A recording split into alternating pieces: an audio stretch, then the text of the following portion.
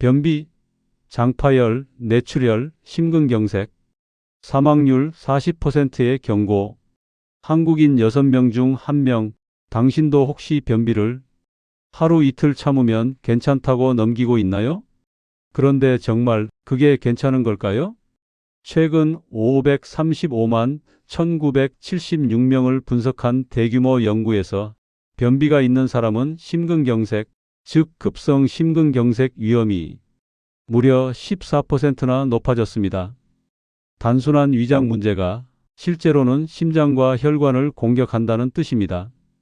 게다가 2025년 메타 분석에서는 변비 환자의 전체 사망 위험이 만성 질환자에서 무려 40%나 치솟았습니다. 뇌혈관도 안전하지 않습니다. 변비는 허혈성 뇌졸중 위험과도 유의하게 연관됐다는 연구 결과가 있습니다. 머리부터 심장까지 전신이 동시에 영향을 받는다는 뜻이죠.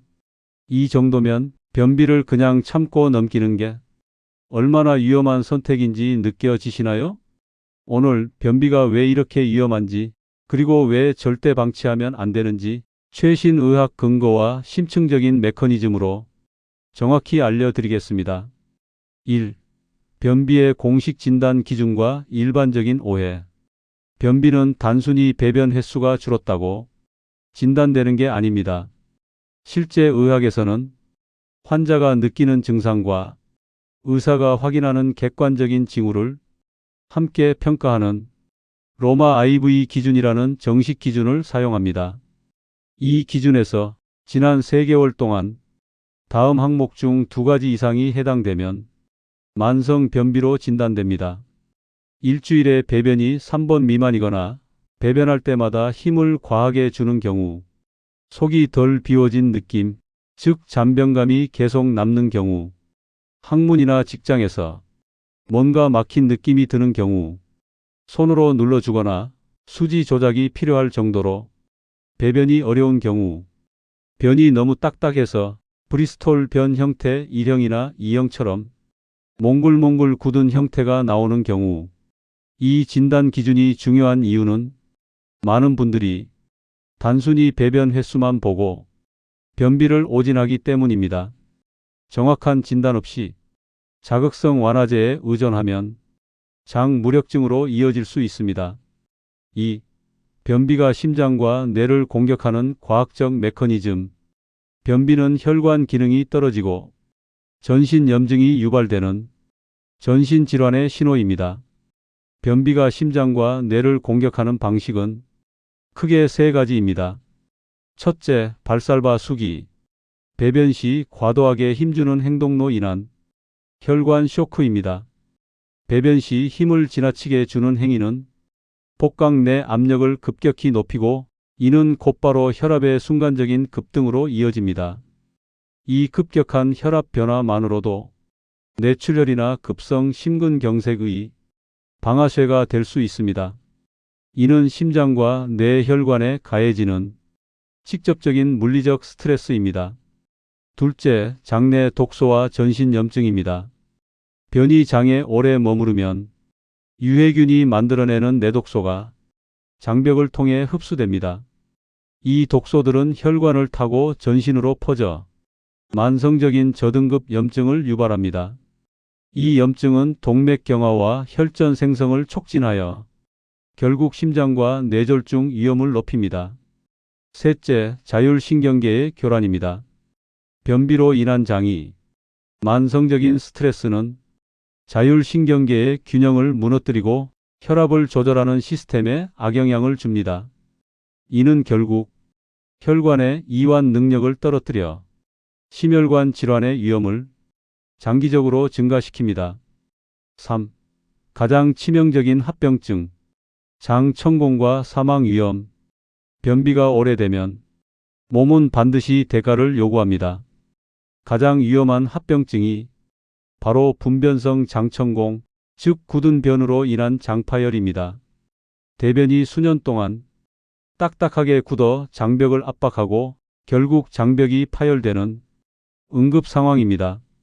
실제 문헌에서 이 장천공의 사망률은 무려 32%에서 57%까지 보고될 정도로 매우 치명적인 응급 상황입니다.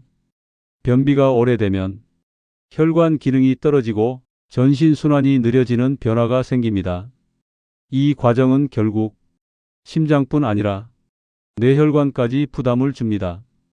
변비를 오래 방치하는 건 하루하루 장기가 압박을 받는 것과 같습니다. 4. 무시할 수 없는 경고 신호. 대장암 및 특수관리 집단. 변비와 대장암의 관계가 모든 연구에서 확정된 것은 아닙니다. 하지만 오래된 변비는 절대 무시하면 안 되는 경고 신호입니다.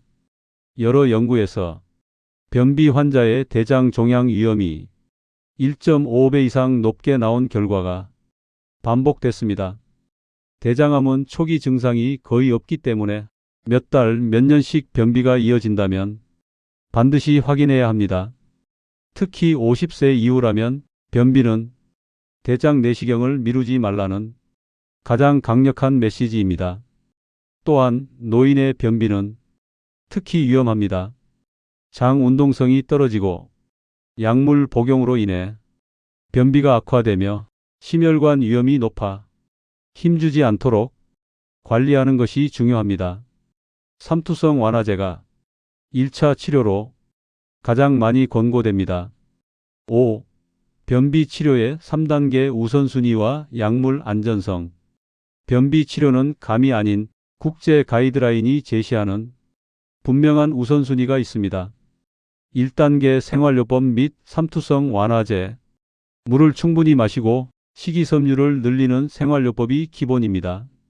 그래도 해결되지 않으면 가이드라인에서는 삼투성 완화제를 1순위로 강하게 권고합니다. 삼투성 완화제는 안전성이 입증되어 장기간 사용이 가능한 약입니다. 2단계 자극성 완화제의 안전한 사용. 단기적으로는 비사코딜이나 피코설페이트 같은 자극성 완화제를 사용할 수 있습니다. 이 약들은 장의 운동을 직접 자극하지만 장기간 의사와 상의 없이 사용하면 장 무력증이나 약물 의존성으로 이어지면서 오히려 변비가 더 심해지는 악순환이 생길 수 있습니다. 이 약은 단기간 꼭 필요할 때만 사용하는 것이 원칙입니다. 3단계 전문적인 분비 촉진제. 1, 2단계로 조절이 어려운 만성 변비에는 루비프로스톤, 리나클로티드, 프루칼로프리드 같은 분비 촉진제, 장의 수분 분비를 늘리는 약가 선택됩니다. 이 약들은 대규모 임상 연구에서 효과가 입증되었습니다. 2단계에서는 반드시 전문의와의 상담이 필요합니다. 6. 결론. 변비를 멈추는 구체적이고 강력한 습관. 변비는 생활 습관을 조금만 바꿔도 확실히 좋아집니다. 이제부터 구체적인 수치와 행동을 기억하세요. 물입니다. 하루에 2리터 이상, 8잔 이상을 규칙적으로 나눠 마셔야 장이 제대로 움직입니다. 식이섬유입니다. 하루 25에서 30g의 식이섬유 섭취를 목표로 하세요. 움직임입니다. 하루 30분 이상의 가벼운 걷기만으로도 대장이 활성화됩니다. 장시간 앉아있는 생활을 피하세요. 배변 습관입니다.